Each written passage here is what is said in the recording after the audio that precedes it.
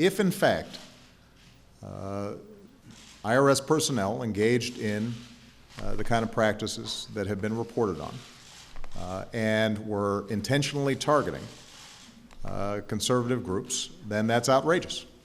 This recent case of the Internal Revenue Service checking up on various Tea Party and, quote, patriotic groups is more a matter of government stupidity than utter venality. In the past, we had presidents like Franklin Roosevelt and Richard Nixon who would direct the IRS to check into the tax returns of their enemies.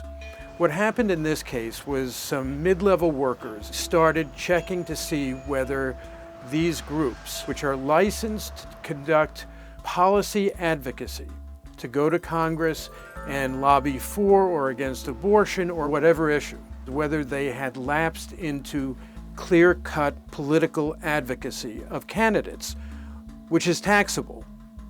There's a smudgy line between advocating for a policy and supporting a political candidate in the midst of a campaign. This was an incredibly clumsy attempt on the part of these IRS employees to short-circuit that process by checking up on the hottest advocacy groups of the moment, which happened to be Tea Party groups in 2010.